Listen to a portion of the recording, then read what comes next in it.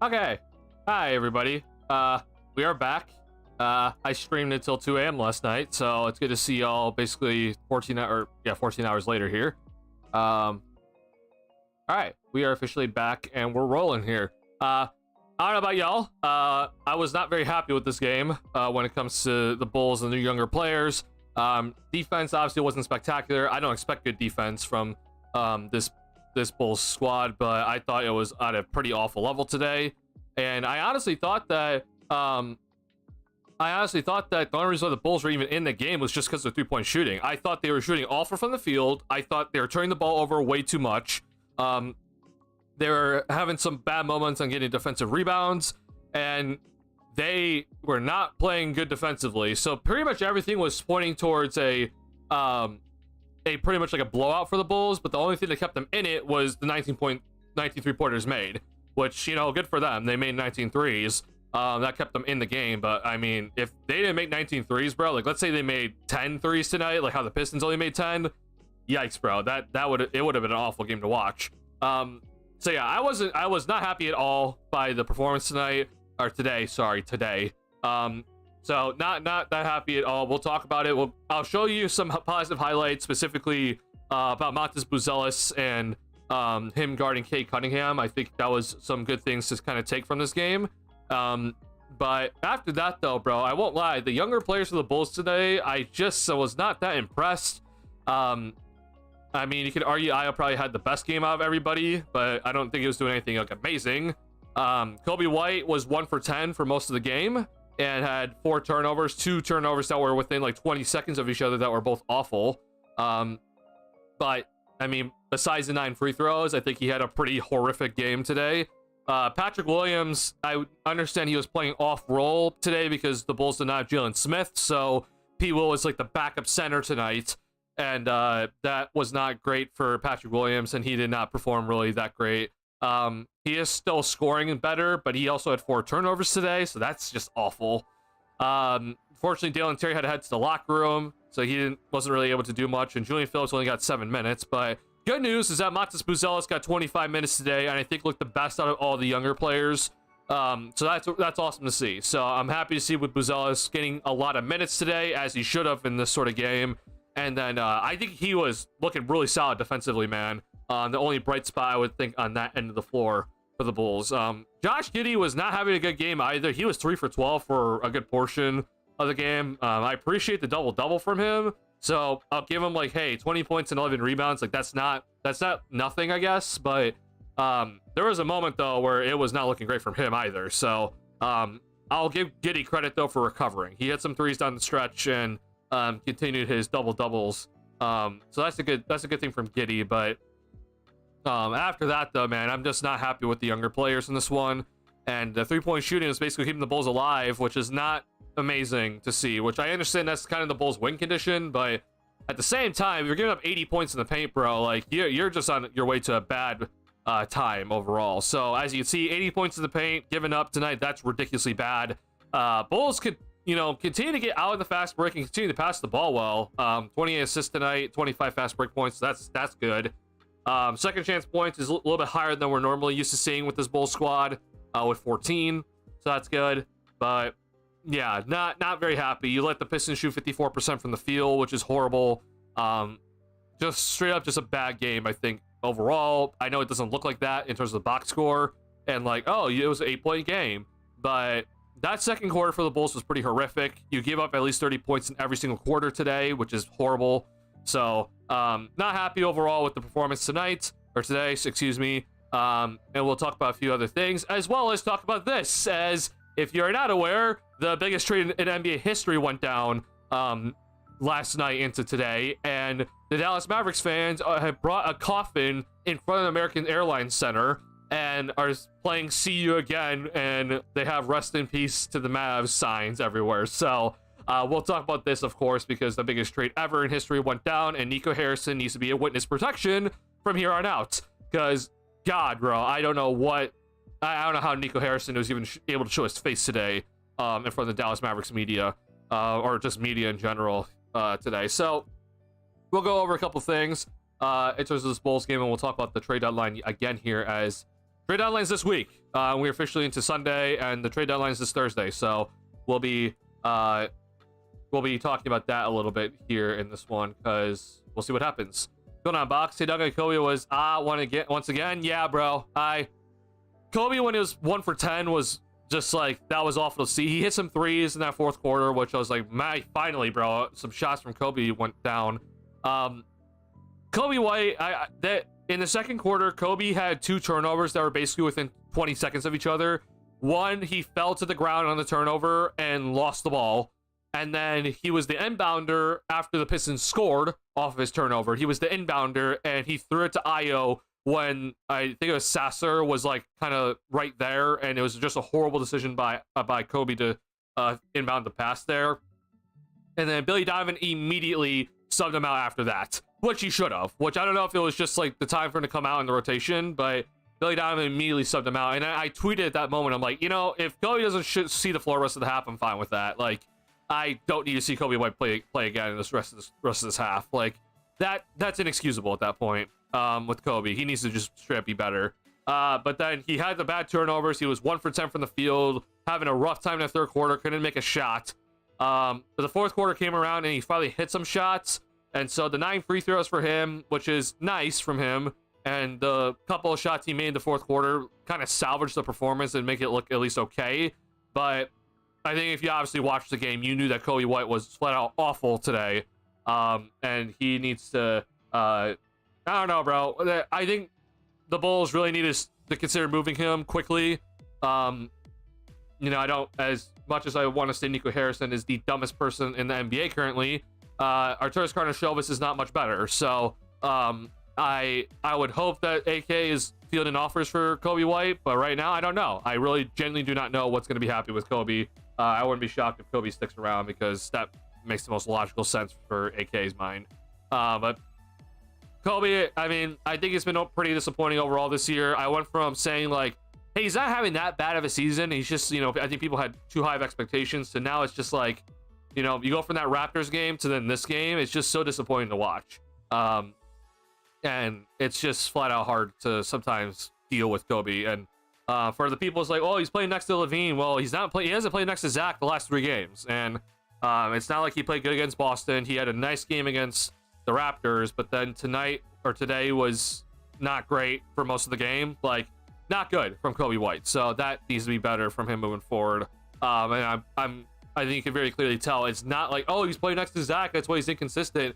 No, he's just inconsistent as a player. Not good for him today, unfortunately, when it comes to his performance. 29% and minus 18.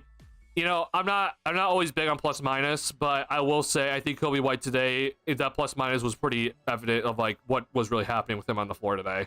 Like very easily. Like when he was on the floor, the Bulls were just bad, like straight up. I'm not shocked with that plus minus. AKIV got some serious competition with Nico showing up. I won't lie, bro. Nico Harrison is officially the dumbest person in the NBA right now. But yeah, like I tweeted out saying that congratulations, AK. Nico Harrison is actually officially dumber than you are, and you know that's me saying something. Like I think Arturas Karnisovas is the dumbest president of basketball operations right now, but Nico Harrison might have taken the mantle officially, because that trade, bro. I am still trying to recover from that trade that happened last night. The thing with Kobe is if he's not scoring, he doesn't really contribute anywhere else. It's like we were playing 4v6. And here's the issue also. Kobe's scoring is not that efficient, right? Kobe White, like, he isn't Levine level scoring efficiently, right? Zach, obviously, people have talked about, like, lack of defense with Kobe. Or the lack of defense with Zach. So it's like, oh, it's the same thing with Kobe, you know, lack of defense. But Levine is one of the most efficient guards in the league. One of the most efficient scorers in the league. And he averages 24. Kobe White, when he does score, it's nice. But even when he does score, sometimes it's inefficient. And it's not like he's shooting 45% from 3-point range and 50% from the field. He's shooting like 42% from the field and 37% from 3-point range. 3-point percentage is not bad. Like, you know, 36% is not bad. It's just it's not efficient enough. It's just that's the problem with Kobe. I think more Bulls fans are coming around to that sort of idea for him. Yeah, it'll be interesting to see what happens. We got 4 days, right? I guess less than 4 days now, but we have 4 days to see what the Bulls do. This is 6-man Jamal Crawford territory, not NBA starter. I would even argue that I would take Jamal Crawford. I won't lie, but yeah, we're definitely in that territory for Kobe White. I think we're definitely in the. He's definitely more Jamal Crawford than a consistent NBA starter territory for him. Which again, that's not a bad thing to be. I think you being Jamal Crawford is a very good role for you. You're a successful, like a very successful NBA player, but in terms of the future moving forward, I don't think Kobe White's going to be part of this future moving forward if the Bulls front office is smart, which that's a big question mark. At least they're not Nico Harrison with what he just did, which I don't think any other general manager could ever be Nico Harrison after what he just pulled off last night, but you can still be dumb. And unfortunately, we have a dumb front office currently. So yeah, we'll see what the Bulls actually do and if they're going to be dumb or stupid. My lean is that they'll be dumb and not trade Vucevic, but we'll see. I hope that's not the case, though. I really hope the Bulls do trade Vuce. And I wouldn't be opposed to trading Kobe. So I do want to just go ahead and just say something positive because I know it's been negative Andy from me today. But God, bro, if I'm a Mavericks fan, I'm losing my mind today. Matas Buzelis, though, he's had 3 games in a row now where he has played 20 minutes or more, okay? So as much as I don't like Billy Donovan as coach, and I think that he's been pretty bad in terms of Buzelis' current consistency in minutes throughout this entire season, Billy did a good job today, yet again, with giving Buzelis the proper amount of time. I don't need Buzelis starting. I don't need him playing 30 minutes a night, but I do need him to play at least 20 minutes a night, and especially in a lineup where you don't have Jalen Smith and obviously no Levine tonight, you need to go and give Buzelis a lot of minutes. And he got 25 minutes tonight, almost 26. And I think Buzelis played very well today. Defensively, he was very good. He didn't get a blocked shot, unfortunately, but I think that we can pull up a couple of plays here where you can very clearly see he was really affecting Cade Cunningham's shot at the basket. And that's hard to do, bro. Cade Cunningham is 6'7". And so Buzelis' ability to change shots at the rim was on full display tonight, even though he wasn't getting the block shot. That's what I'm looking forward to most when it comes to Buzelis' development moving forward, is that he may not get the block shot, but his ability to change shots at the basket, that's important. That's a very important just skill to have moving forward. And obviously, as he gets stronger, that'll be even better. But we saw some moments where he had to guard Cade Cunningham or rotate over to Cade Cunningham, and he did a really good job today. So that's my biggest takeaway from this game is I think Buzelis can guard a guy like Cade Cunningham sometimes. Should he be the main defender on him? Probably not, but if you need to switch him onto him, I think that's a viable option moving forward. If you need to have Buzelis be the main rotator when Cade Cunningham drives, then absolutely. I think that's someone that you should be looking at, and Cade Cunningham's an all-star this year. So that's, I think, kind of my biggest thing is just watching Buzelis today play was very awesome to watch. I think Buzelis did a really good job on defense, and then on offense, the biggest thing, even though he only made 2 of 5 threes, which is very good for him, he shot these threes with full confidence. There were a lot of moments where it was a swing, and he happened to be the guy in the corner, and there's a defender running out to Buzelis, and he shot the 3 ball with full confidence, even though a guy is charging at him to try to contest the shot, right? It doesn't go down every single time, right? But that's what I need to see from Buzelis. It's just odd because Patrick Williams has played a lot better recently, right? And I think you could tell with P. Will, he just wasn't as aggressive today overall. But not to mention that his motor just seemed to not be where it was the last couple of games. I'm going to give P. Will a little bit of slack today because he was playing the backup center position, which is not his typical spot. So I will say playing out of position is harder for P. Will, but with Buzelis at least I just trust that no matter what's happening, he's gonna be shooting his shots with full confidence, and I'm happy to see it. Buzelis today had a moment where he cut hard to the basket with full confidence and absolutely was able to charge hard to the basket and then have the body control to finish around Tobias Harris and lay it up and in. Right, that's awesome to see. So I'm really just hoping the Bulls invest into him moving forward.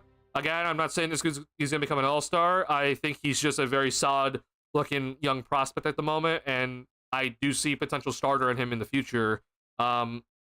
He did show me a lot in that Raptors game in terms of his off the dribble shot making ability. So if that does come around for him, then yeah, I think we could look at a guy that is averaging at least 20 per game and is a phenomenal defender. But for now, though, I'm just happy with that. In the recent games, he's played at least 20 minutes per game. He looks really solid on both ends of the floor. It's nothing spectacular, right? But it's seeing the consistent minutes and consistent development for him on that end of the floor. Sorry, YouTube just blocked my ad block. So, sorry, give me 1 second of the music here. Yeah, I'm just hoping for more of that, honestly. I hope that Billy continues. When Zach does return on Tuesday, if he's still in a Bulls uniform, Buzelis still gets the consistent minutes that he deserves. Buzelis has been the sixth man since Patrick Williams has gone to the bench, right? And I'm really hoping that that continues when Zach does return. I understand Zach LaVine is Zach LaVine, and he plays a lot of minutes, but I think there are plenty of minutes to go around for Buzelis to at least get 20 minutes a night. And we're going to see if that stays the case. For sure, my point is he wouldn't start for any team in the league not named Chicago Bulls, run by AKME and coached by Billy. You know, I think Kobe would probably start maybe like in Brooklyn or maybe even Washington. But then after that, you're probably right. Like, it's probably hard to find a spot for him where he is starting for that team. If you're trying to win, he's definitely not starting, right? He will definitely not be a starter for what we've seen this year. So I definitely understand what you're saying. Overall, very frustrating game to watch. Yeah, I agree with you, Tyler. Especially with Dalen getting hurt, I was looking forward to seeing Buzelis keep making progress. Yeah, man, it does suck for Dalen Terry because again, I will say I'm wrong. I was not happy with Dalen Terry more recently, and then I was kind of saying that I wouldn't be upset if he was benched for the rest of the season. And then he has like a couple of games that were pretty solid back to back, and it's like, okay, you know, I was wrong. He was shooting pretty consistently from 3-point range recently too, so it just sucks for Dalen again, where it seems like he's on like a nice little run for him, and it's not anything spectacular, but it's just better play, and then suddenly he gets some sort of injury. So I agree. It really sucks seeing Dalen Terry get injured. But I won't lie, if there's anything to get Buzelis more minutes, then this is also it. You know, no Dalen Terry means that you should easily be playing Matas Buzelis at least 20 minutes a night, no matter what. If it's at the 3 or the 4, I really don't care. But we'll see. I'm gonna hope that Billy Donovan isn't as stupid as Nico Harrison, but that's a hard thing to do right now. To Jalen Smith, yeah. I think Ayo was pretty solid today. I wish he got more opportunities, honestly. I thought Billy kind of held him on the bench for a little bit too long in that second half, but that's just my opinion. But yeah, I'm honestly happy with, like, this is the reason why I'm okay with Ayo moving forward in the starting lineup. Like, if Ayo's gonna give you the good defense, he's gonna, you know, shoot high efficiency, which I know you didn't do that in the Raptors game, but he's gonna shoot efficiently and give you like 14 points, right, and like 5 assists. Like, yeah, we'll definitely take that. So yeah, I'm very happy with this performance from Ayo, but I do think that Billy could have given him a little bit more opportunities in this game. But at the same time, Ayo is a player that does need someone to take the heat off of him, right? Like, Ayo needs like a LaVine or a DeMar DeRozan to play off of, right? So it's hard when you don't have that on the floor, which obviously Zach is coming back on Tuesday if he's still a Bull at that time. Mata's the only actual prospect we got at the moment. Future not looking very bright. I agree. I really agree, Box. Like, I do think if there is one actual prospect, it is Buzelis.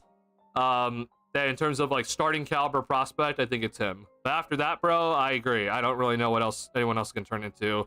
Again, I like Julian Phillips, but it's been really disappointing recently from him. And I do think that he's probably on his way just to be a bench player, right? I understand everyone loves Josh Giddey's stats, and they put that stat up on the broadcast of like, wow, he's in company with, Luka Doncic and LeBron James. And I'm just like, okay, well, why isn't Josh Giddey then a multiple-time All-Star at age 22 like the others were? I'm just, that's, you know, that's always just like, yeah, I get the stats, but like he's not, you know, a superstar right now, like how the others very clearly are. So that's, you know, that's that. And again, I'm not the biggest Giddey fan at the moment.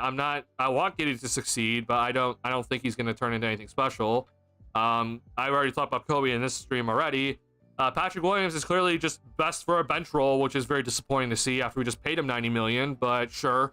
Yeah, not looking great. And that's the reason why when I asked that question after a pretty bad Bulls loss, I was just like, so who do you think has the most potential on this Bulls squad right now? And it's Matas Buzelis. Well, that's good for Buzelis. It's not good for the Bulls moving forward. So we gotta keep the pick and get some more young talent on this team to try to salvage the future. Do we know what the injury was? I honestly don't know. I really don't know what the injury was for Dalen Terry. All I saw from Casey Johnson was just like Dalen Terry will not return. But I don't know if I just missed the rest of the tweet or if there was something else that he said or he just didn't say anything. Left knee injury. Okay, I didn't see this. I saw this tweet. I did not see this one though. So this is my bad. Dalen Terry left with the left knee injury, which is I think the same leg he injured earlier in the year. So that's not great. Hopefully Dalen Terry can get back to healthy really quickly here. But I think that is the same knee he messed up earlier in the season where he kind of like had a weird fall and he like hyperextended it, and yeah, not great. Hopefully Terry, that's not anything serious.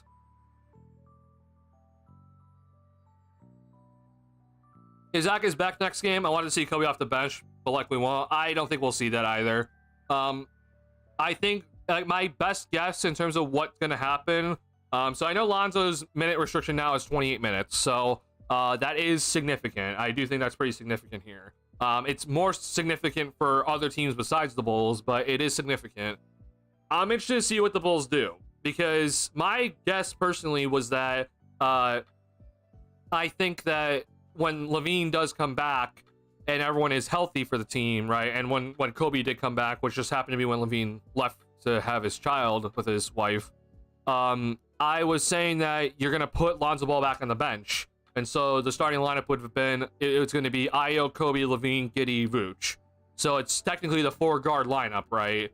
But that was the lineup we saw when Patrick Williams was injured, right? Like, that's the reason why I was like, I think it's fine to go to that lineup just because we saw that lineup be pretty okay when Patrick Williams was out with injury.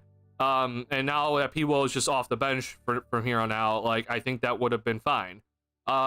Unfortunately, that I don't know if is going to be the case anymore because I think that they're going to be looking into, like, P. Will always stay off the bench, but I do think that they're actually considering putting Ayo back on the bench here, and you start Giddey at point with Kobe, Levine as your wings, and then Lonzo's like the 4, quote unquote.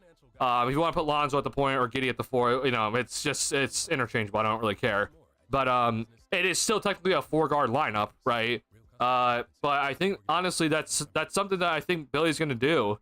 I wouldn't be shocked. I would agree though. Like, I personally wouldn't mind Kobe just coming off the bench moving forward.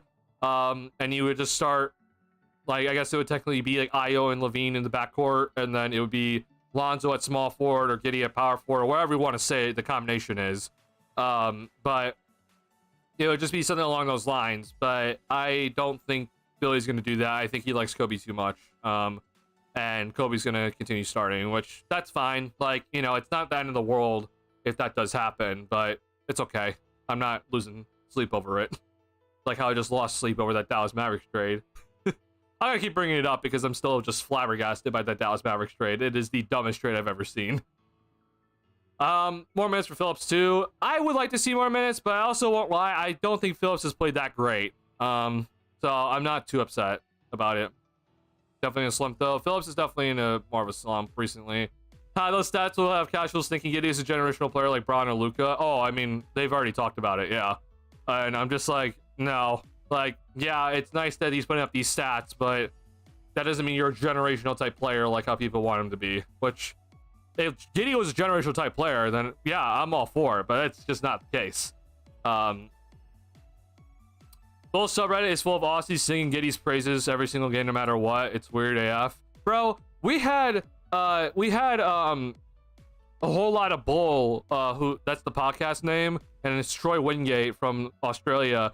He tweeted out after the Mavericks trade went down. He tweeted out saying, "Aha! See, Bulls Nation, the Giddey trade isn't that bad anymore." After you look at the Luka trade, I'm just like, just because Nico Harrison is a flat out idiot doesn't mean that AK is not a flat out idiot, bro. Arturas Karnisovas was a flat out idiot for the trade that he did for Giddey for Caruso. It's just the fact that you're not trading a generational super talent. It's just like, bro, like, just because you're not trading generational super talent doesn't mean that, oh, you're not an idiot. Like, Nico Harrison is the biggest idiot in the world right now. But just because that happened doesn't mean that that the Giddey for Caruso trade wasn't also stupid. That trade was also pretty bad. But yeah, I know that the subreddit right now is just full of Australians just be like, yo, Giddey's the man, bro. He's it. And I'm just like, yeah, you know, career low points per game this season, career low, or second lowest field goal percentage, lower 3-point percentage than last season. Like, I don't know, bro. It's just odd. It's very polarizing. Again, I'm not saying that Giddey's like the worst player in the world. I think it's just he's more in the middle of what everyone's saying, but we can't be saying this guy's the next superstar when it's very clearly he's not. But Australians are the Australians, you know, they're gonna support their guy, which, you know, I respect it. I like Kobe, but I need him to play off ball when he's starting sharing the court with Tuo, Zoe, Giddey, Io, and he doesn't seem willing to do it. Well, actually, AV Breeze, I disagree. I think out of those three players, I think Kobe has to be the on-ball guy. Because I think Lonzo, Giddey, and even Io at times, they just lack shot creating ability. Like, I understand it's like these guys get the assists, but in terms of being an actual guy to dribble, penetrate, and get into the lane, collapse the defense, I actually think like Kobe's the only guy that can consistently do that. Kobe is very clearly the best pick and roll option out of those three guys, or out of those four. So I think honestly, you need Kobe to be the on-ball guy in that lineup. But that's the problem with this Bulls team, is that Kobe has to kind of be on ball with this team, unless Levine's on the floor, right? Because Levine's the only other guy that's probably, you could argue, is better. Moment you say something negative about Giddey, you're getting downvoted to oblivion. Oh my god, bro. That's Reddit for you. I am interested, by the way. Like, I am definitely interested in going onto Reddit. Like, I'm interested in doing it, but I don't know. We'll see what happens. It might have to be in the off season when I try to start doing that. There's a lot of people who trash Giddey no matter what, so kind of balance. Sure, yeah.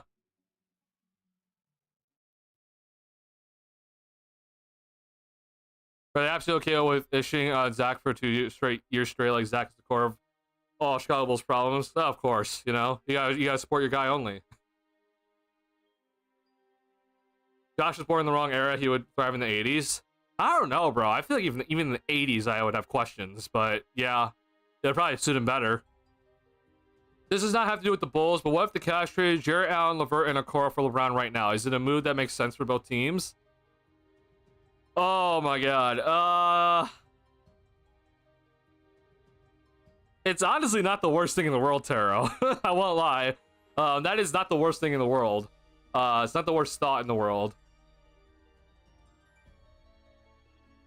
I think for the Cavs, like with the season that they're having, it's probably pretty ridiculous to do that.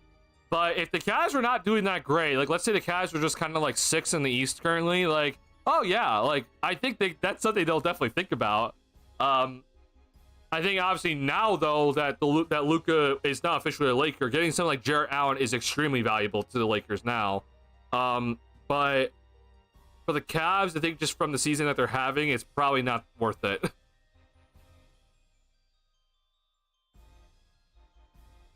What do you think, though? I'm interested to hear what your thoughts on that, because at least for me, if I'm you know leading the Eastern Conference, I probably wouldn't want to make a massive deal like that. Like I want to definitely make a big deal to help around the edges, but I don't want to mess up anything else that's happening right now. I think the Earth basically shook like when the Luka deal did go down, so I don't know if I want to make some sort of other blockbuster move to mess up our chemistry. Like you said in the past, Reddit is full of incels. Yeah, I'm sure it still is. That me annoying as heck. Yeah, I've had my share of Reddit times where I didn't have like an account. I've just read some stuff from it, and I'm just like, oh wow, okay. It's definitely interesting. I will say that. definitely didn't want to be a part of it. All right.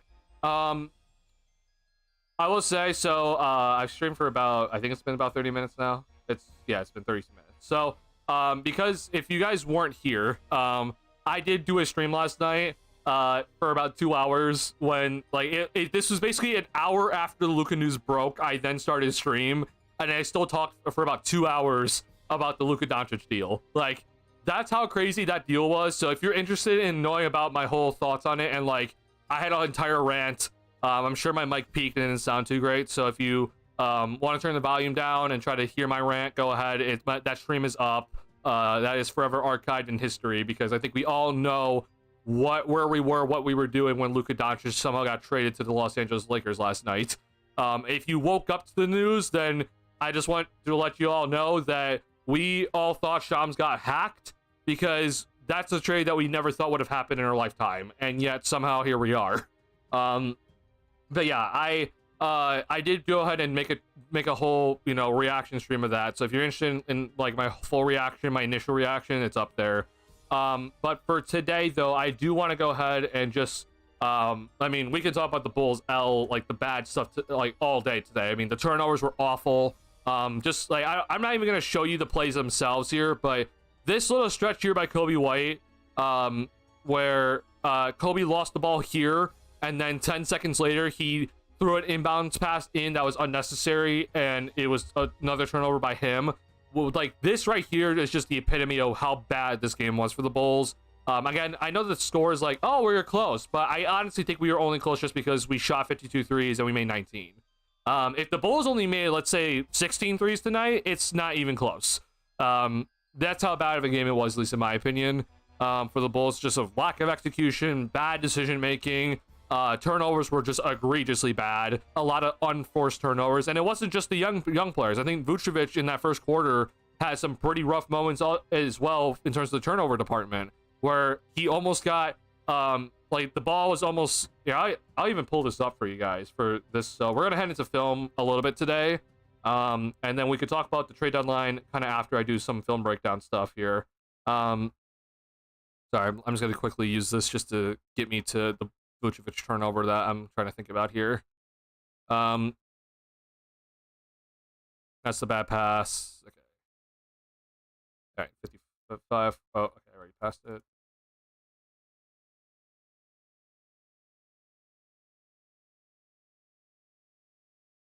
Oh crap! Hold on. Sorry, I went back to the beginning. Hold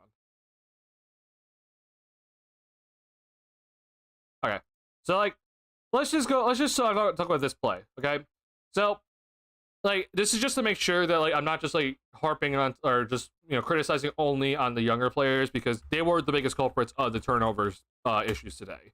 Patrick Williams had 4 that were pretty bad. Kobe White had 4 that were also bad. I think Kobe actually had 5, if I'm not mistaken. Maybe he had 4.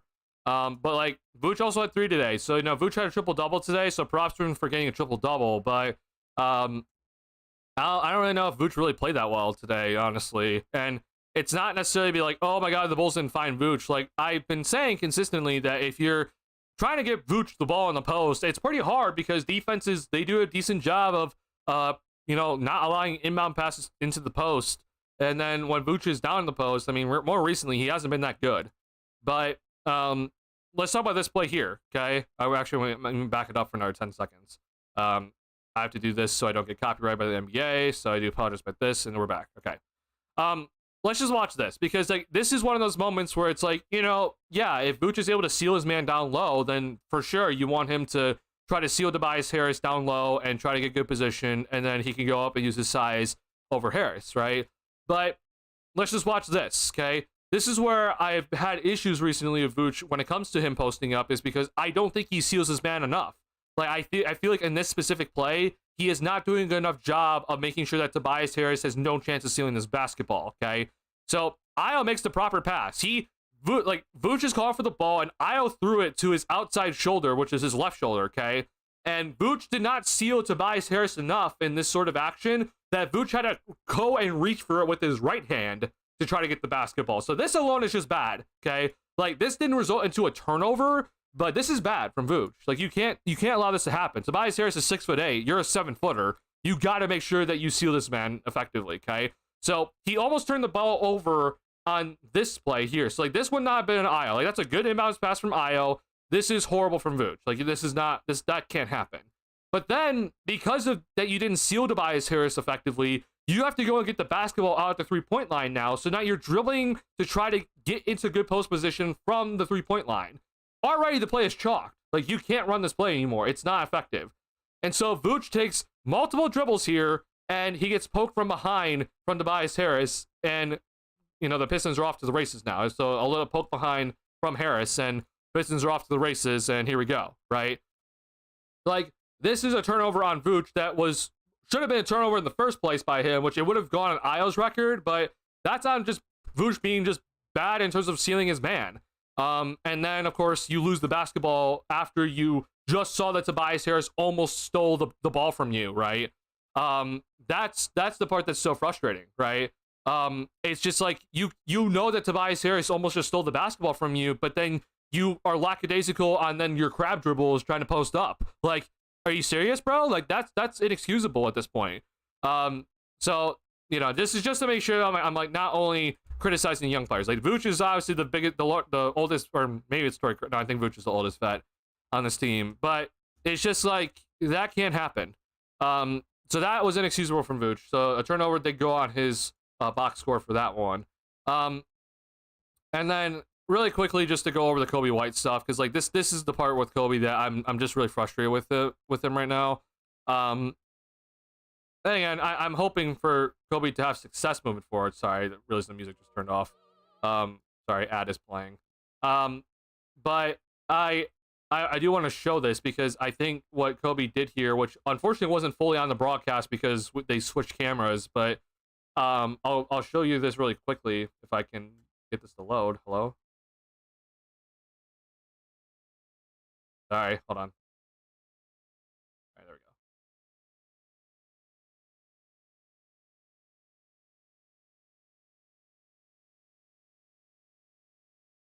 go. Hold on. Sorry, I need to pull up my file folder again because my video glitched. Give me 1 second.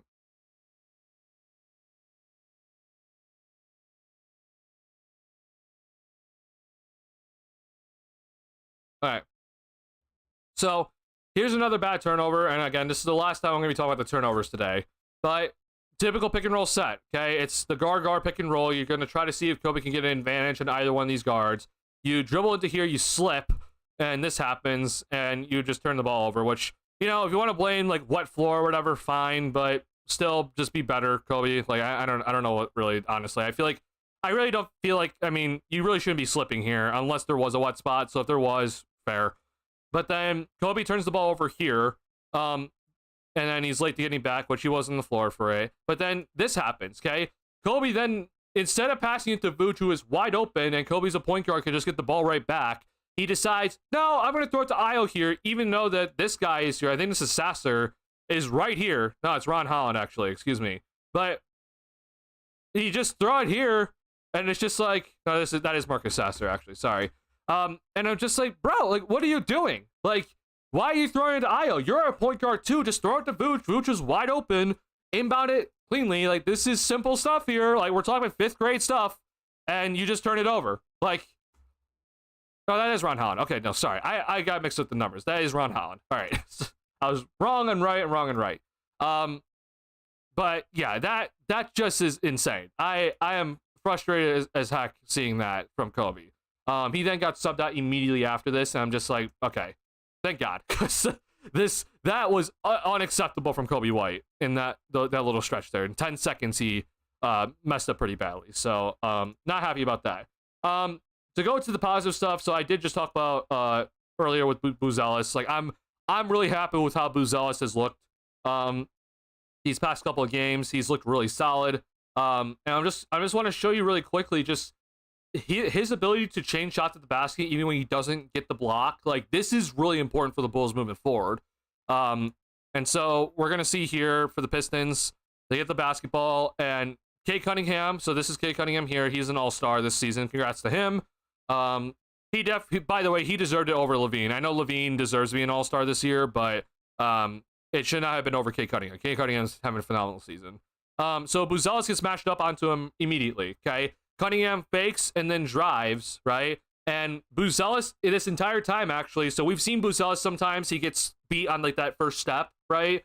Buzelis, actually, in this specific instance, he did a damn good job of staying in front of Cade Cunningham and not letting Cade Cunningham get that first step on him, right? He was actually able to stick with him and force Cunningham to not get a direct line drive to the basket. And so this right here is awesome from Buzelis already. And then just looking at this, like, this forces Cunningham, after then Buzelis goes up straight, this forces Cunningham to make a very tough, like, try to force up a really rough shot. And it's just incredible to me that Cunningham was able to hit rim with that. But that's really impressive, honestly. Like, to see Buzelis do that against Cade Cunningham, like, that's impressive, bro. So I'm really hoping that that this stuff can continue with Buzelis. And again, I don't want to put Buzelis as, like, yeah, he's our main defender on guys like Cade Cunningham, but in terms of, like, being able to switch on to him, or, you know, if he has to pick him up in transition, like, that's an effective weapon to have when it's like your 4-man can stick onto a 6-7 star point guard. Like, yeah, I'm all for it. That's really awesome to see from Buzelis, and I hope this continues for him. So that's one play where Buzelis just absolutely just messed up Cunningham's shot at the basket. And again, that's at least to me, that's extremely impressive. Like, to see that from a dude that is from Cade Cunningham, like, he's just having a phenomenal season. It's just like, it's just crazy to look at. So to see Buzelis do that good is awesome, and I hope to see more of it. And we've been kind of seeing this from Buzelis kind of all season long, right? Like, we've been seeing him affect shots at the basket, specifically against guards. And that's a very valuable skill to have. So I'm hoping that sticks around. And then I think this is the next one. Yeah, it is. So this entire play here from Buzelis on defense, okay? So we're just going to watch this. So this is where, again, I talk about the reason why I want Buzelis playing the 4, okay? And it's because of his versatility to, you know, ideally you start him on the 4 so that he's in spots to help rotate, right? But let's watch this specific play for Buzelis and his entire play, okay? Like, this entire play is a Matas Buzelis defensive masterclass, in my opinion, okay? So this is horn set that you're going to see from the Detroit Pistons, okay? You're going to see down screen. I'll go to blue for Pistons here. So it's going to be down screen here for Jalen Duren. You're going to see this guy come up, and you're going to see him set a screen going this way. And then Duren's going to come up after setting the screen. He's going to come up and set a screen going this way. So Cunningham with the basketball can either take this screen and go this way, or take this screen and go this way, right? So you have basically pick and roll options back to back, right? And so, oh, sorry, I forgot to erase the lines here. So here we go. We saw the down screen from Jalen Duren. Here comes, I think it's Tobias Harris. Yeah. So Tobias Harris and Jalen Duren are up here to set the screen, right? So you have both guys up here setting a horn set screen. He takes the Tobias Harris screen, okay? So in this instance, because P. Will is on Cade Cunningham and you got Buzelis guarding Harris, you switch this, okay? Similar size players, right? Cade Cunningham is 6'7". It's fine. You switch this, okay? So after they got the switch, then they run a handoff pick and roll action where you give it to Duren, and Duren's going to hand the ball off and set a screen for Cunningham to come off of, okay? So now you're involving Vucevic in the action. So Buzelis went from being the big man in the pick and roll action to now he's the point of attack defender now, okay? So he has to now adjust and get through this screen effectively. He does enough to, when he went under the screen, to get past the screen and make sure Cunningham didn't get an open 3-point shot off of it. So he's back on, okay? Now it's a straight ISO, okay? Now it's a straight up isolation for Cade Cunningham against Buzelis. Buzelis moves his feet, takes away the first option, or the first action from Cade Cunningham, okay? Makes Cade Cunningham have to redo his whole setup, right? And Cunningham then drives and spins, and look at what Buzelis does here. Like, that's really impressive, bro. He was able to then, after the spin move from Cunningham, affect the shot at the basket, even though Cunningham was able to get to the rim with the spin move.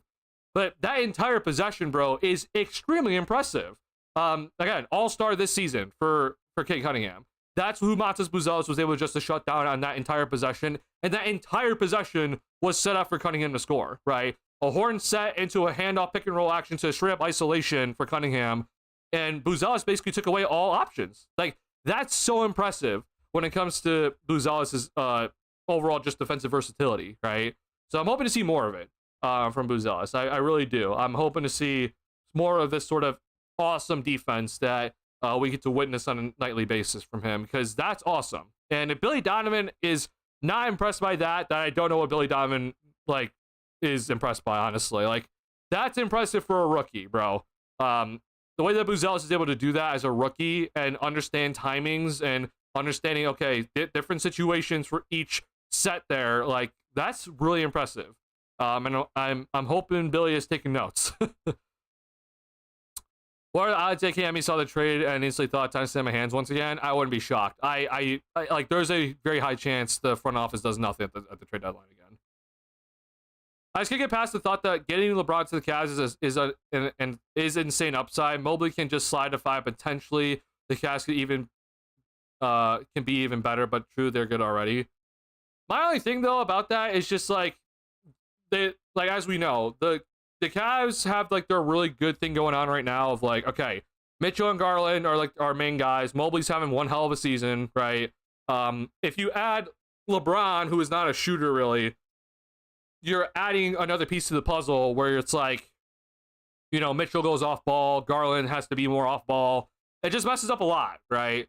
In terms of just on paper, I do think it has, like, it's seriously interesting to look at. But in terms of, you know, obviously like chemistry and current contextual, you know, evidence that we have from the Cavs season so far, I would not mess with it right now. They definitely need to add, I think, if you're the Cavs, or you need to go and add maybe like another piece or something, but I'm not, you know, going to get a guy that's going to mess up the pecking order personally, even if it is LeBron James. So yeah.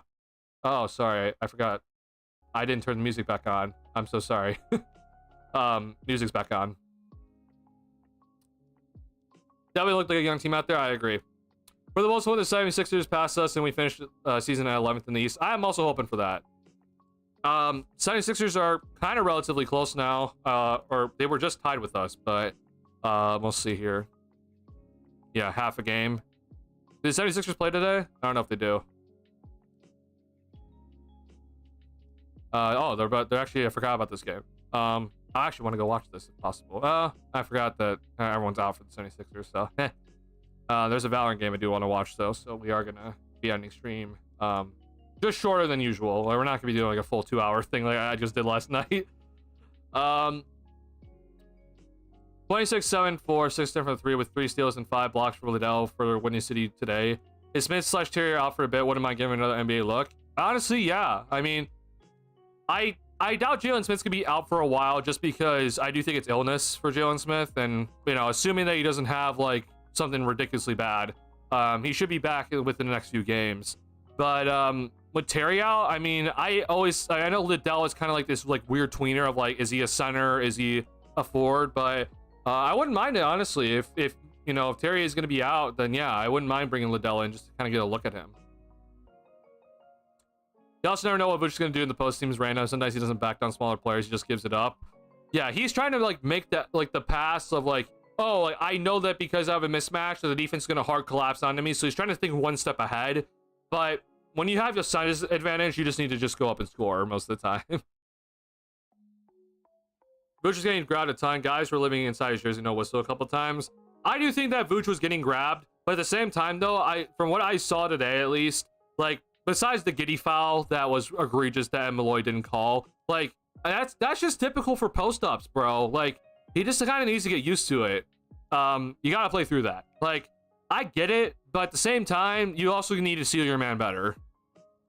Refs drive me absolutely nuts, too. Oh, yeah. I mean, the refs were garbage in the first quarter. Like, both coaches won a challenge in that first quarter, and then Ed Malloy missed that foul on Josh Giddey to end the first quarter. Like, that to me is like, Ed Malloy should be suspended, because that's a very clear and obvious foul on Josh Giddey, like, or like easily committed on Josh Giddey. Like, that was insanely bad. That Malloy didn't call that, but you know, NBA refs.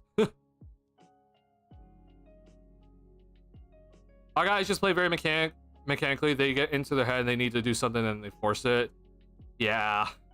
Welcome to an offense that solely relies on 3-point shots only. His defense is way better than I was told to expect. Honestly, bro, I mean, I didn't even expect this, right? I did the whole video on Buzelis, and I talked about how much I was really impressed with how Buzelis' rotations looked, and you know, the ability to protect the rim. I was very, very happy with just seeing that from Buzelis in the G League. But Buzelis' ability to adapt to being more on ball this season has impressed me a lot.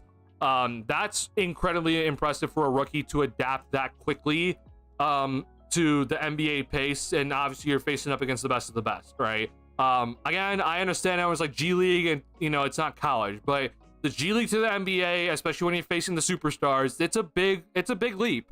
So to see Buzelis like have the ability to adapt to being a more on ball defender and being effective on ball defender, and like in certain moments, like that's awesome to see. Like already I'm already like ready to say that like I think Buzelis might be like, I was kind of waiting to see like kind of, you know, I know P-Will has been pretty bad, but like he might already like be past like what Patrick Williams can do defensively, and it's more so on the interior and his ability to block shots. Obviously Patrick's more perimeter, but like we're already looking at a guy, at least in my opinion, like his effectiveness on the defensive end is just staggering just to watch as a rookie. Now imagine then if he's able to effectively add the correct amount of weight, right? And, you know, just obviously just play the minutes to just learn. Like, I mean, we're looking at a guy that if he's able to average 3 stocks a game, again, blocks and steals equals stocks. Like, if he's able to average 3 stocks a game, like, oh my God, like immediate automatic starter. And if he can average then, you know, 18 to 20, I mean, oh my God, bro. We got a serious, nice player then moving forward, but ways to go, right? But doesn't know what he has in Buzelis, clearly. I honestly think Billy is still, like, underestimating him. Like, I think more recently, obviously, you know, he's played 20 minutes consistently the past couple of games here. So I think maybe Billy's figured it out finally. But in terms of the start of the season and then, you know, some of the months before January, like, it was kind of rough, bro. Or even in January, right? Like, you just saw there are games where Buzelis just didn't play in the second half. And I'm like, that's insane. Like, you need to play Montes Buzelis. You have to play him in both halves, and each half needs to get at least 10 minutes a game. So you at least get 20 minutes a game. Again, I'm not asking for him to start. Like, I hope Billy understands that. Like, we're not asking him to play 30 minutes a night. I'm asking him just to get 20 minutes a night off the bench. You can do that easily in today's world, especially with a team that's not very good. Like, you should be able to easily do that.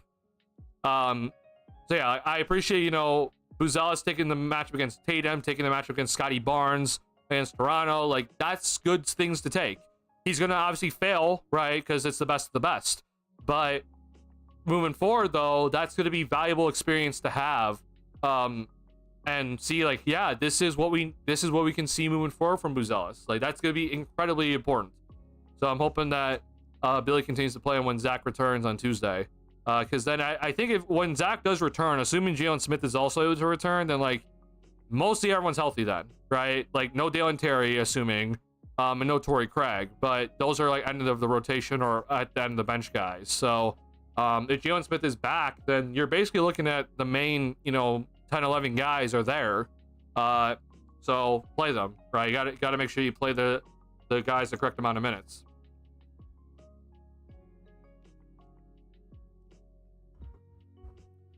Lucas Dear Dallas posted. Luka post. Oh God. All right, hold on.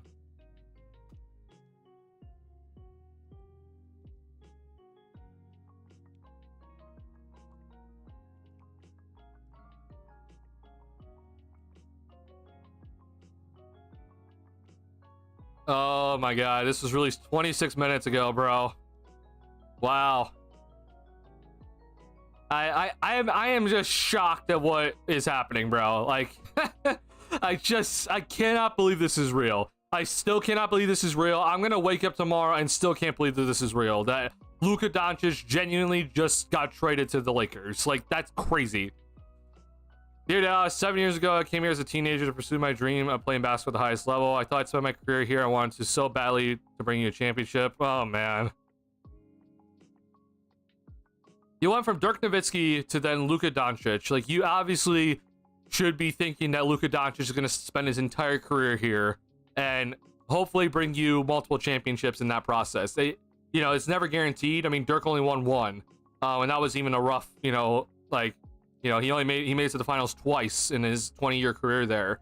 So it's never guaranteed, but I mean, people are already talking about that Luka has surpassed Dirk in terms of just the player themselves, right? Obviously in terms of like greatness, because Luka hasn't won the championship yet. Like, he's probably not gonna be surpassing Dirk in the Mavs, history books. But in terms of just like the player caliber, I mean, Luka is probably better than Dirk Nowitzki.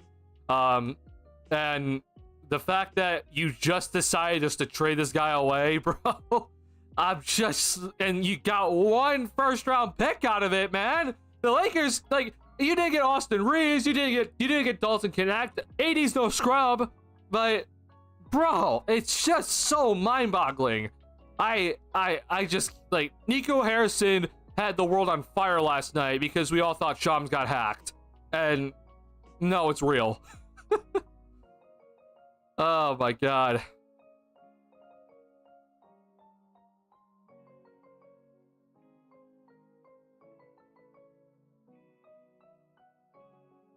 Home away from home, Dallas special place, Mavs fans are special.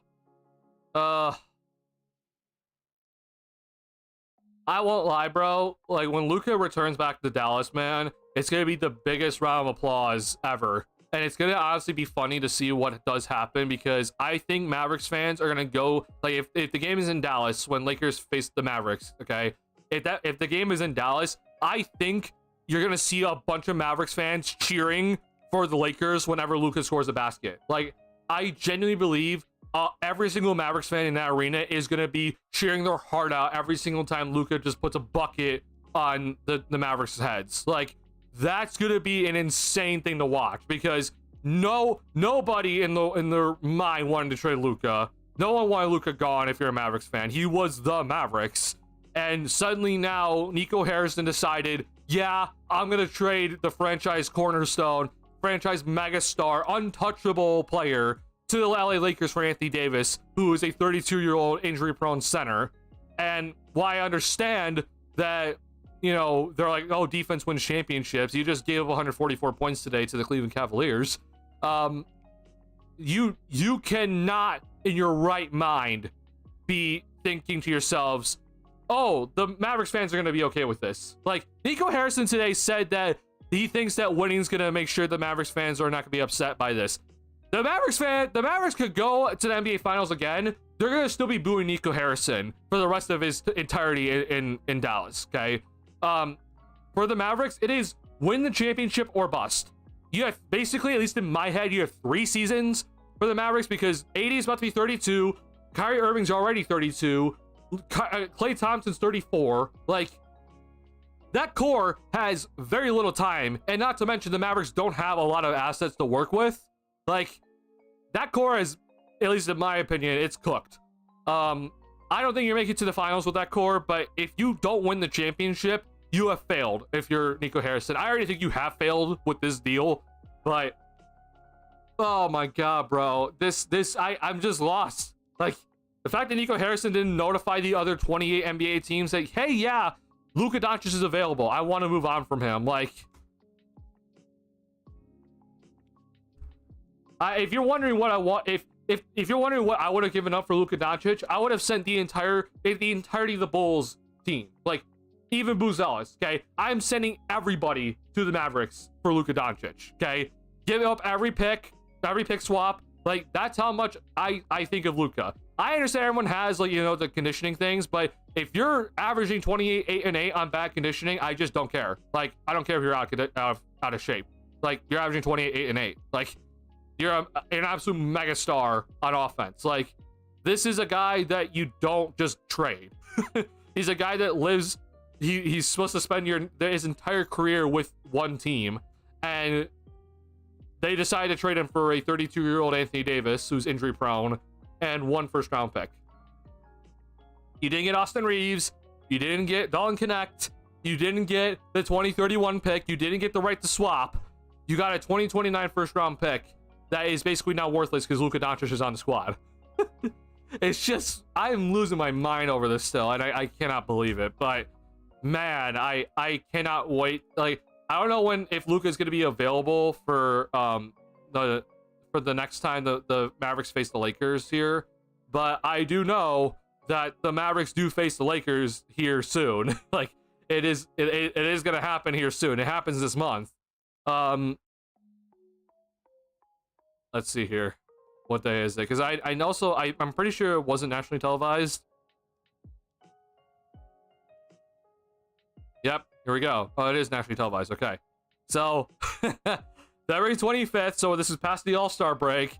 It's going to be Luka Doncic and the Lakers facing on Dallas Mavericks in Crypto.com Arena, so in LA. I cannot wait to watch this game. Like, this game is going to be crazy if Luka is available. Like, I just want to see what Luka does, because if he is healthy and available for this game, like, you know, out of shape, you know, I'd be damned. I don't care if he's out of shape. He might actually go and put up 60 on the Mavs. Like, he is just that sort of guy. And oh my god, bro, 3 games before the playoffs. Oh my god, we're at American Airlines Center. Oh my god, the Lakers face the Mavericks in Dallas. Oh my god, I cannot wait for that game. That's gonna be an awesome game to watch. Again, assuming Luka is healthy. Oh my god, I can't wait. I cannot wait for these games, bro. That's gonna be awesome. The more I hear about the trade, the more I think it might be the worst trade I've ever seen. Viper Strike, bro. You were telling me on Twitter, you're just like, I kind of get it for the Mavs, and I'm just like, I don't know, bro. But yeah, I just, man, I don't. This is genuinely, at least in my opinion, the worst trade ever. Like, if you're wondering, by the way, okay, if you're wondering about for the Mavericks picks moving forward, all right, this is the reason why it's insanely bad. All right, the Mavericks picks moving forward, okay. Oh, wrong thing. Wait, no, this is it. Sorry, this is the Mavericks picks moving forward. Okay, they have their own in 2026. Okay, 2027, it's 3 through 30 goes to Charlotte. Okay, 2028 is swapped. Okay, you have your own or OKCs. Okay, but in so you got the Lakers pick in 2029. All right, but then in 2030 it goes to San Antonio. Like, it's just insane. I'm just losing my mind right now. Like, you don't own your draft moving forward. So it is straight up. It is win the championship in the next 3 seasons or bust. Okay. Like, I don't even know if you have 3 years. You like, it might be this year and next year for the Mavs. And it's just like, I don't know if I believe.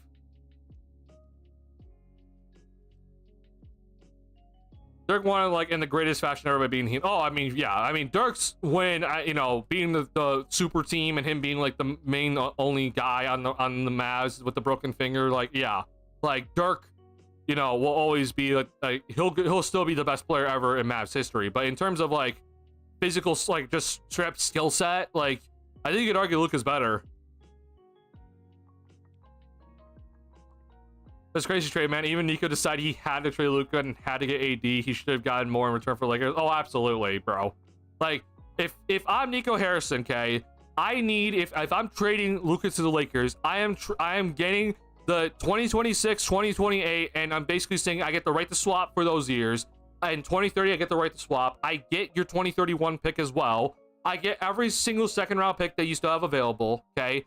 And then I also get at least Austin Reeves or Dalton Connect as well. Like, I at least need one of those guys. Like, and even then, at least in my opinion, it's not worth it. Like, in my opinion, it's not even worth it if that is the trade. But you at least need to get everything in your willpower if you're going to make the trade. And he clearly didn't. I thought Luka's more untradeable than Giannis. I agree. A 25-year-old superstar is more untradeable than what Giannis is currently, which is a 30-year-old superstar. And, you know, the Bucks, obviously, they've had their, you know, more struggles recently. But yeah, that I do agree. I think Luka is more untradeable than Giannis, and yet Luka Doncic is the one that just got traded. Buzelis already more untouchable than Luka MVP career incoming. Honestly, bro. I mean, at least if if AK is going to do one thing correct, if Buzelis does become an MVP, with the way that AK just holds on to assets, like, he won't ever trade him, at least. So there's that. Luka and Buzelis would have been fun. Oh, absolutely. Oh, yeah. Feel for AD too. 95% of the time, a fan base would be thrilled to trade for him, but he's in the one trade where that's... Oh, yeah. Anthony Davis is definitely looked at as, like, what the hell is, like, going on? Like, I'm no scrub. Like, yeah, I definitely feel for Anthony Davis. But not to mention also just the whole, like, you know, no idea this was happening. No one thought this was going to happen, right? You know, it wasn't like Lakers brass was like, hey, just a heads up, we're thinking about this. So you might, you know, you might need to pack your bag soon. Like, just straight up getting blindsided by this deal. And yeah, I mean, I think obviously most franchises will love an Anthony Davis, but it's just that you just got traded for Luka Doncic. That's the only reason why this is even like not like for AD. It just looks so bad for him. Like, you know, it sucks for him. I genuinely feel bad for AD, but like, here we go. It's not that I get it for the Mavs. It's more that I'm like trying to understand it. Oh, I'm trying to understand it too, and I'm still mind boggled. Viper Strike. It still makes no damn sense to me. Generational talent, his prime got traded. That's nuts. Oh, bro. It's, I mean, you could argue he's just entering his prime. I understand people are going to be like, he's not going to age that well, but he's 25. Like, he's still going to play well for at least the next 4 seasons, I promise you. Assuming again health, right? Which again, I understand that's a concern. But if he's going to give me at least 66 games every single season, which he's done, and, you know, he's going to put up 28, 8, and 8, like, I really don't care. I don't care if you're out of shape, bro.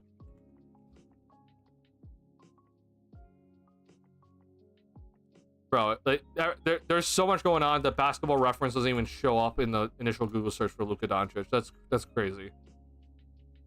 Oh yeah, I mean, like, bro, he's basically played 65 games for you every single season besides his sophomore season. Okay, like, I don't like the whole argument that this guy is missing games and like this will be the first season where he's like actively missing games because of an injury. Okay, like, I understand it's like, yeah, you know, he's not playing all 82, but if you're playing 65 of the 82. I mean, compared to what other stars play in today's world, like, that's plenty for me. I don't care if you're out of shape, bro.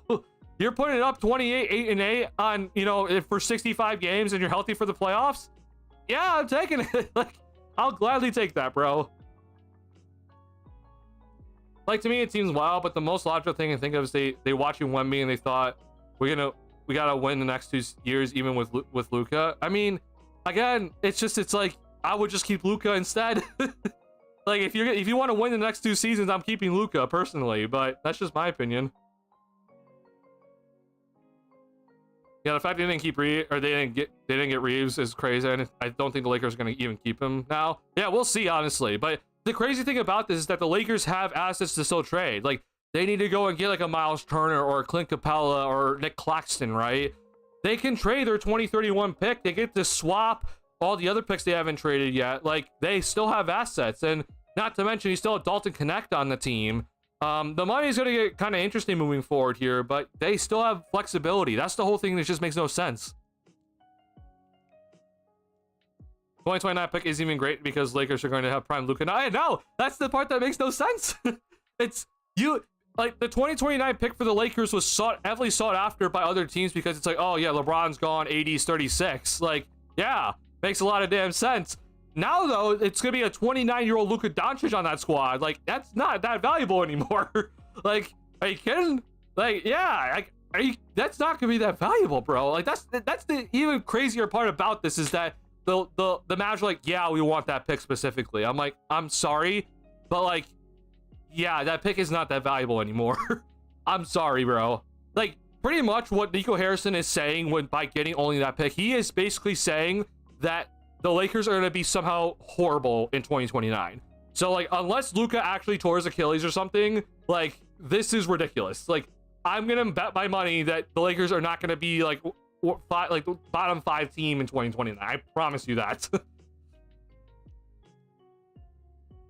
I don't feel for AD. He kind of forced himself to the Lakers, and he got forced out by dumb org who has to play for now. I mean, that is fair if you want to go that route, but still, like, I think it is kind of whack, though, that the organization just randomly just is like, yeah, so you're heading to Dallas, by the way. Like, for a guy that brought you a championship, it does seem kind of horrible to do this, but you know, it is a business, I guess. I'm still losing my mind over this, bro. Nico Harrison, it needs to be a witness protection from here on out. He cannot leave the room. Like, I don't know how he's gonna sleep at night, but he'll be fine, I guess.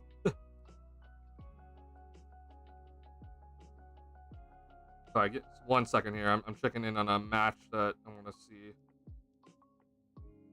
Okay, cool. Yeah, I've genuinely this trade has just, like, first and foremost, I don't want to hear Lakers fans ever complain again, but at the same time, it's really annoying because Lakers fans continue to, like, always put up in the trade finders, like, oh, we can do this ridiculous trade that makes no damn sense, and now they have every evidence in their pocket to be like, no, this, like, see, we got Luka Doncic for Anthony Davis and only traded 1 first-round pick. Like, anything's possible with the Lakers. Like, that's the problem here on out. It's just that Lakers fans get to be as delusional as they want to be because this trade happened. And it's so damn frustrating that they get to do that now. Like, they can't complain ever again about being like, oh my God, Lakers suck, like, blah, blah, blah, blah, blah, blah, blah. Like, I'm sorry, Luka Doncic just fell into your lap. But they also now can be just like, oh, so, like, you know, this trade for, like, let's say Miles Turner or Nick Claxton, right? Like, that, you know, people are going to be like, oh, we know we can trade Rui Hachimura and, like, 2 second-rounders or whatever. Or, like, Rui Hachimura and, I don't know, just someone off the end of their bench and be like, to the Indiana Pacers for Miles Turner. And it's like, they have now evidence to be like, no, we can pull this off. We just got Luka Doncic for Anthony Davis, bro. I'm like, they have that evidence now to just be like, yeah, we can go ahead and do this because we're the Lakers and we just got Luka Doncic for free. Like, that's the part that's garbage. Like, I'm gonna lose my mind when I start seeing those trades being drawn up because now we can't say anything about it. It's just like, well, yeah, you got Luka Doncic for basically nothing, I guess. So great. Awesome. Great job. Great job, Nico Harrison. Thanks. The next LA fan to claim about the Lakers tax should be fired to the sun. Oh, absolutely. They should not be able to. Lakers fans right now cannot say the Lakers tax thing. They should just be actively looking at Trade Finder and be like, okay, what can we actually get now? Like, genuinely, like, what can we go and get? Like, dead serious. Like, what can we go and get for nothing? Like, we could trade basically $80,000 in cash, right? And it's like, yeah, you guys can get this, like, amazing defensive player. Congratulations. Awesome. Yeah, Lakers fans cannot never see Lakers tax ever again. They've had way too many generational players to come to their team. Like, you can't just be like, oh my God, Lakers tax anymore. Now you gotta go and be like, okay, well, how else can we fleece Nico Harrison again here? How can we get Derek Lively to come to the squad? I've been thinking about it. That LeBron to cash trade earlier doesn't seem worth it right now. Oh, probably not. Again, chemistry. Like, on paper, I can definitely see it, but in terms of chemistry wise, I think it's questionable. But yeah, bro, I'm still losing my mind. So really quickly, just to bring this back to, because obviously this is a Bulls channel, but, you know, NBA channel at the end of the day. I mean, hello, hey, this is the biggest thing ever.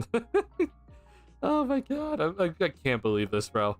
So when it comes to the Bulls here, I'm interested to see how the other teams in the NBA react off of this. Why won't spot? Okay, screw you.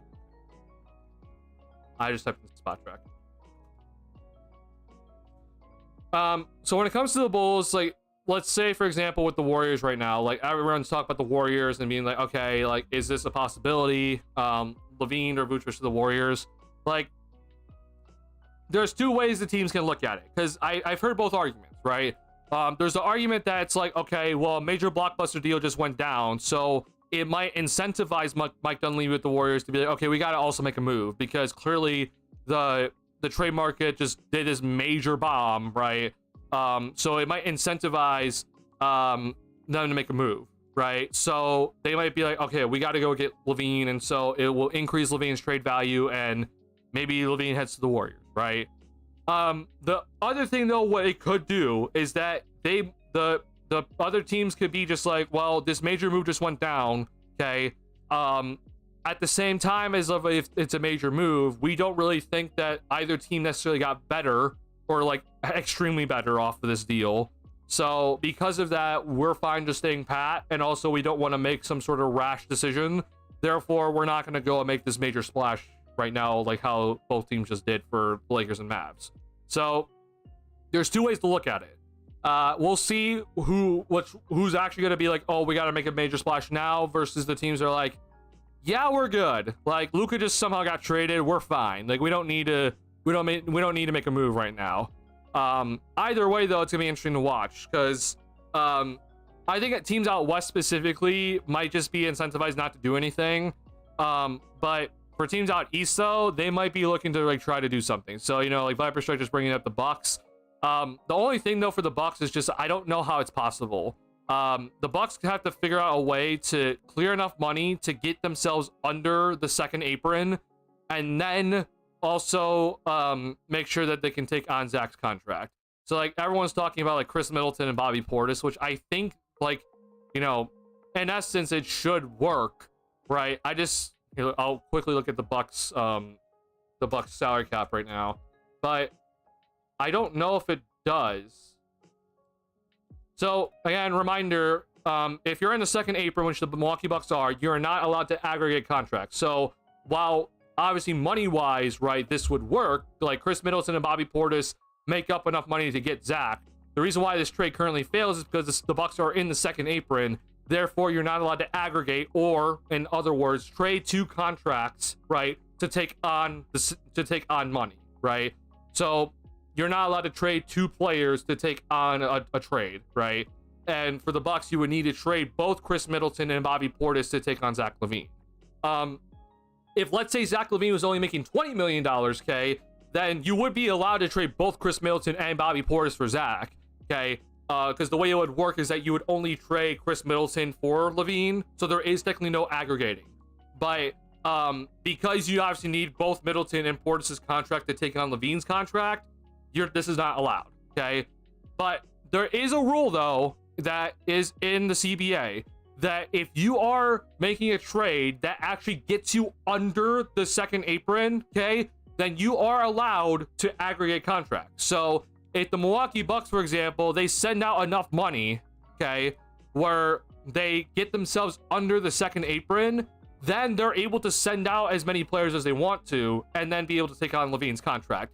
It's probably going to have to require some third team, though, okay? Let's see. So, yeah, there's $6 million over the second apron. So they would have to send out an extra $6 million, basically, to get under the second apron, and then they can aggregate contracts then. It can all happen at once. Like, that's perfectly fine. So, like, this would be enough. Like, it would have to be these three players moving on from the Bucks, and then, you know, Bobby Portis or Chris Middleton or whoever probably gets sent somewhere else, right? That team needs to get some sort of picks because they're taking on contracts, but the Bucks don't really have much moving forward in terms of full out like salary stuff besides, I guess, the New Orleans stuff. So, or sorry, in terms of picks, I forgot actually the Bucks had the New Orleans picks, so that's my bad. Actually, yeah, I think the Bucks, they might have enough. Actually, I forgot they had the New Orleans stuff. So, yeah, I mean, if you're the Bulls, though, like you want New Orleans' pick. The unfortunate part is that you won't get a pick this year, right? But you would want New Orleans' pick, and then we'll take then I don't know, maybe we'll just take both picks from this year because they have the 2027 New Orleans pick then. And the Bucks pick would definitely have some protections on it, and it would be something along these lines. But it's hard though. It's a hard thing to pull off just because of the new CBA, the second apron luxury tax is so stupid. But it's hard. It's really hard to pull off, but it is possible for the Bucks. I just don't know how you convince another team to take on the extra contracts, right? I hope it's possible, but we'll see. But not to mention then for the Bulls, like, is this enough for you to trade Zach LaVine? Like, I would probably want to, if I'm not going to get a young player out of this deal, then I would at least need 2 first-round picks. But, you know, maybe there's a better trade out there, right? If I had to make a prediction again, like, I think LaVine stays just with the way things have gone with the money. The only salaries that have been traded that are above $20 million have been Luka Doncic and Anthony Davis salaries so far this trade deadline. So, I think it's pretty unlikely that Zach does get traded. I think Vooch is still at the 40, like I say 40% chance, right? Him for the Warriors, possibility. Him to the Lakers is basically dead now. There's no reason that happens. There's just no shot. But then, Kobe White, Lonzo maybe, but he makes over $20 million, so that's an issue. And then, yeah, Kobe and Torrey Craig, right? I'm hoping that the Bulls can trade Torrey Craig because I think that's a very simple trade to figure out here. But after that, though, bro, like, I don't know. I really don't know who can be moved for some decent value here at the deadline.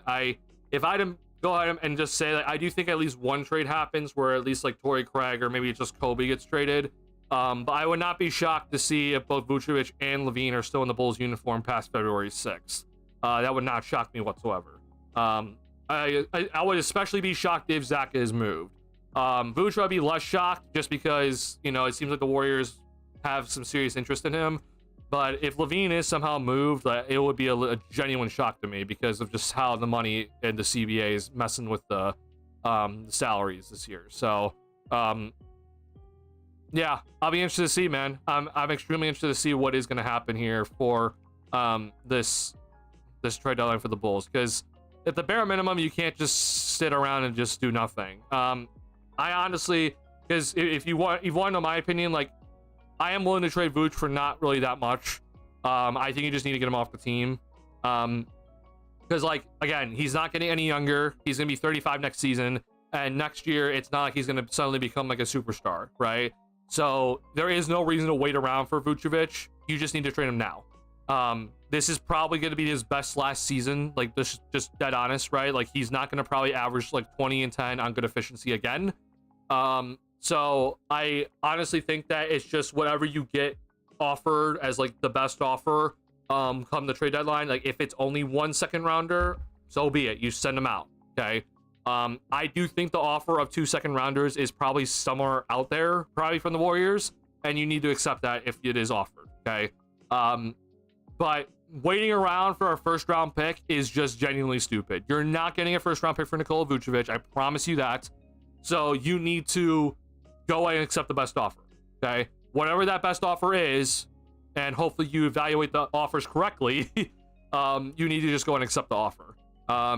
There is no reason to wait because he's not going to get better, he's not going to get younger, and his contract is less valuable come next season, okay? So there's no reason just to stick around and wait for Vucevic to trade him to see if you get a better offer. This is going to be the best offer you're going to get for Vuce, okay? It's going to be now. You need to go and make the deal now. I don't care what the return is, just make the deal because you're not gonna get anything better. So yeah, I'm interested to see. So the person might want Giddey, that's something. I did also see that. Let's be honest with ourselves. I don't think that's a possibility. I think they actively want De'Aaron Fox, so why would you go get Josh Giddey? Vooch said he woke up to a bunch of messages and assumed he got traded before he saw the Luka news. That's actually very funny. Honestly, I'm sure a lot of people thought that today. So that report might have been referencing a past report. It might have been, but also it might have been a report before the De'Aaron Fox news got out, right? Like, now that De'Aaron Fox is officially, like, available, right? I think the Spurs are all, like, they're dead set on getting De'Aaron Fox. Why would you get Josh Giddey if you're trying to get De'Aaron Fox, right? If the Spurs want to give us something for it, then yeah, send him out. But I don't think that's gonna happen, honestly. I still don't know about Torrey Craig, by the way. Like, I don't really know what's the best deal out there for him. Assuming that this is officially, yeah, okay, this is officially updated. So, I don't know.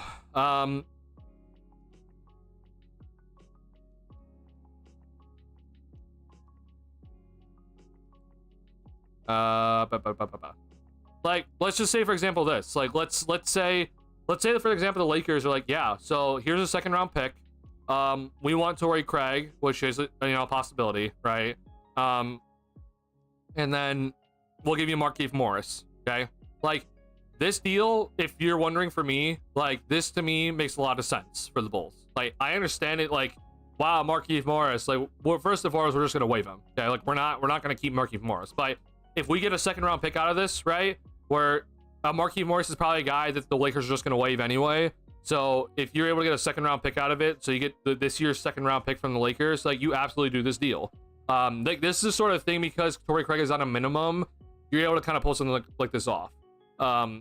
So I mean, find teams that just need some sort of forward depth.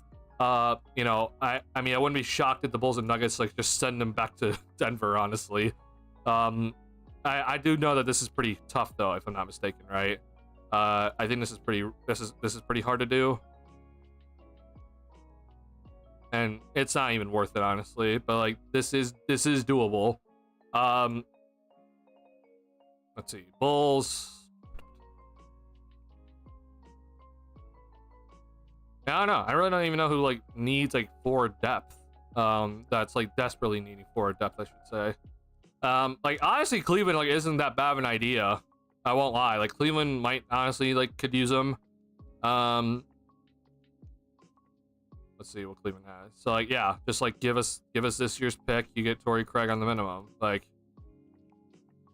does this deal even work? I just want to see if this works actually. Hello, spot track. Did it glitch?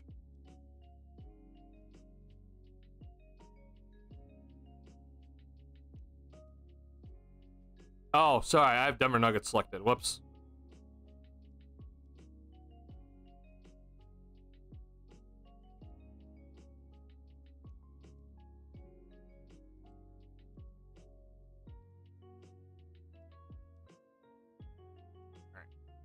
Yeah, so like this would work, right? I don't know if Cleveland would be interested, but sure, like send them to Cleveland. That's fine. They can like waive Tristan Thompson or something. I don't know.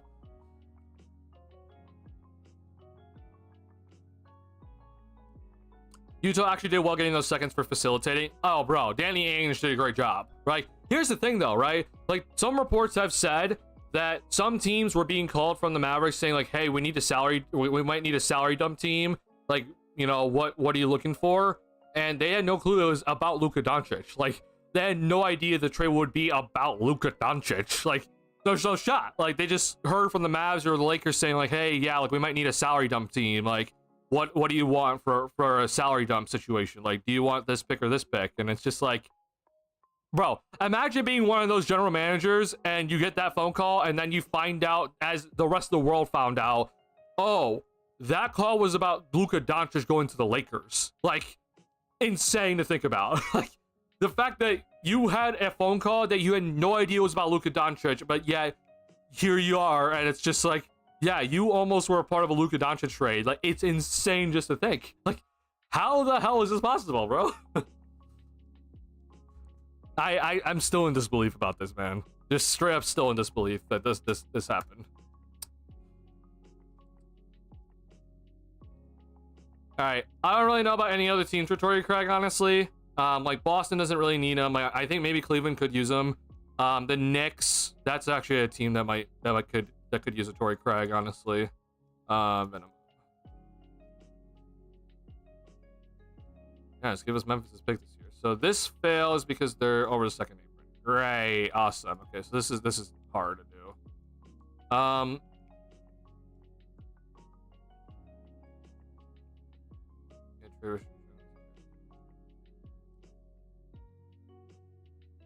I mean, Cameron Payne has actually had to play like important minutes for them this year, so like I seriously doubt like this is a thing. But like, does this work? Like, I'm just interested. Okay, no, this doesn't work. All right. I don't know. Okay, you guys can tell me about anything about Tyler Kolek. Like, I personally don't know anything about him. But I mean, let's see. Okay, this still doesn't work. Oh my god, because he's on a rookie minimum instead. That sucks. Okay. Yeah, I don't know how this works for the Knicks. I think it's kind of chalked. Like I think you'd have to go with Jericho Sims then, right? Like if you're sending in, or hold on. Even this doesn't work? Yeah, okay. Well, I don't know. I'd have to look into it because minimum salaries, I'd have to look and see if this is actually doable though, because like, if you're trading, you're allowed to trade minimums for minimums. Like the cap hit is basically the same.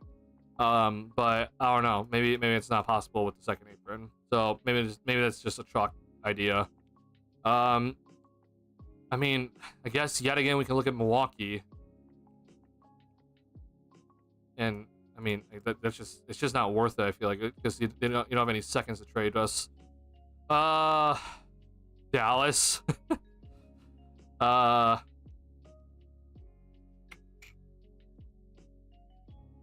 going back to Indiana. Where is Indiana in the standings right now, honestly? I don't even know. Yeah, send them to Indiana, honestly. Send them back to Indiana. I guess Tyler Kolek for Torrey Craig be extended. Okay, yeah, I genuinely do not know what Tyler Kolek is, like, what he does, so I'm sure that makes, you know, I'm sure it's probably a very good deal for the Bulls if that happens. So, yeah, let's send him back to Indiana, honestly. Just because. It's fun. Torrey Craig to Indiana. Oh, I hit Milwaukee. Or it just kept Milwaukee for whatever reason.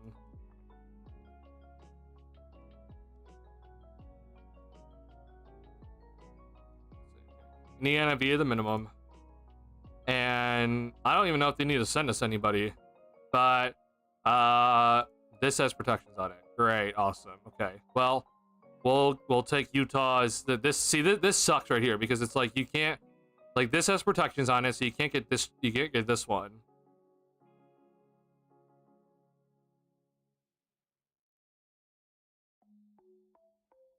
Yeah, that sucks. Okay.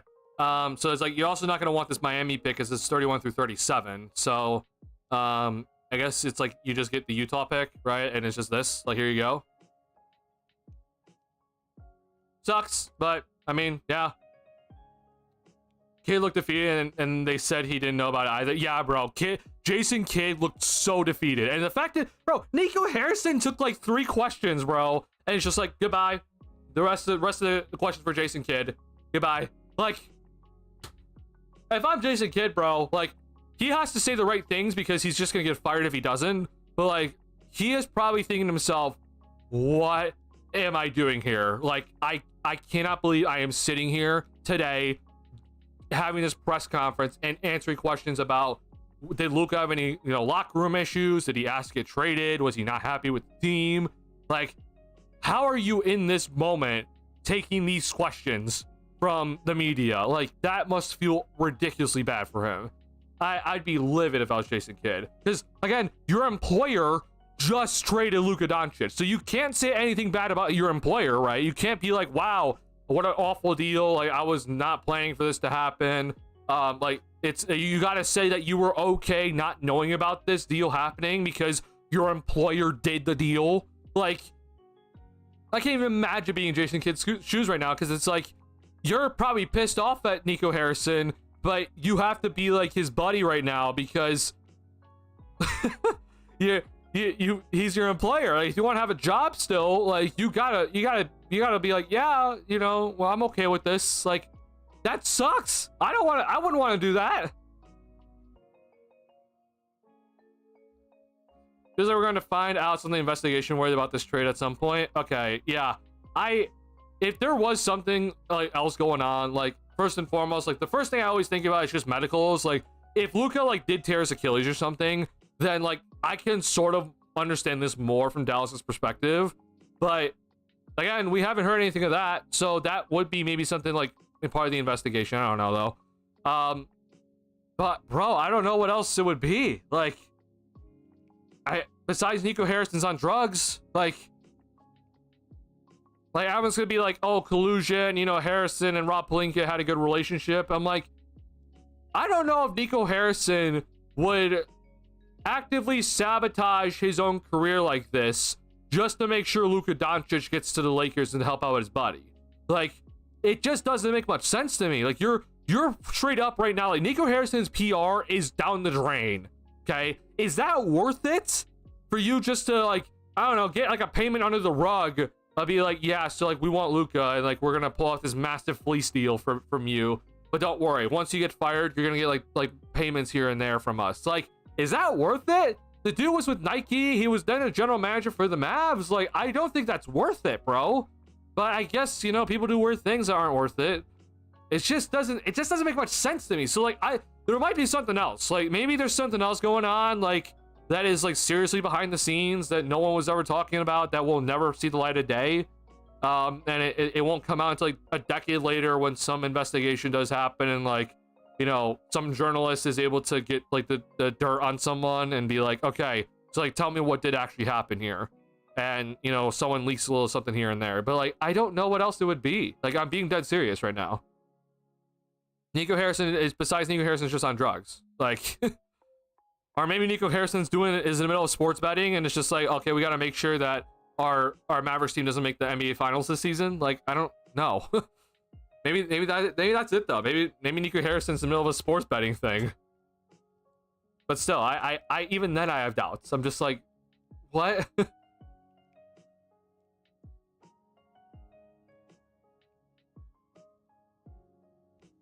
All right, y'all. That is gonna be it for me though today. All right. So the preview for the Bulls next game. So the Bulls will be taking on the Miami Heat and back in Chicago on Tuesday. 7 p.m. game on Tuesday. So 9:30 p.m. Central Time is when you know, typical Bulls postgame stream. So I'll still be recovering from this Luka Doncic trade because I'm still losing my mind over it. But yeah, 9:30 p.m. Central Time, or right when the game does end. If you have not already hit the like button on the stream, please do. It helps me out a ton. I appreciate everyone checking in on the stream. We had over 50 people check in on the stream today, so thank you all for the support with the streams after the Bulls pretty not great loss today, honestly. But a L is better than a weird win. And yeah, you know, we'll continue with this Luka Doncic like talk. Like, I promise you, this is not the end of Luka Doncic talk. We'll be talking about this for honestly forever. So yeah, we'll continue talking about Luka Doncic whenever we want to. And obviously, trade deadline once it's Tuesday, the trade deadline is 2 days away, so we have a lot to talk about then as well. So please check in for the Bulls post-game stream on Tuesday. And then, do the Bulls play on trade deadline day? They don't. Okay, so they have a back-to-back in Minnesota. Okay, so this Tuesday and Wednesday post-game streams are very important because obviously it's the days before the trade deadline. So be there, and potentially then even on Thursday with my current schedule, I will be able to also do a stream during the trade deadline. So we'll see if I'm able to do that, but right now I think I'm going to be able to. So I'm hoping to be able to do that for you guys as well. So all right, thank you guys so much for checking in today. Appreciate everyone talking with me about this crazy night, day, everything of the NBA that we just witnessed. A trade's gonna go down in history forever, and we'll all remember it. And yeah, I'll see you guys on Tuesday after the Bulls take on the Heat. All right, thank you guys so much. Appreciate y'all. Peace out.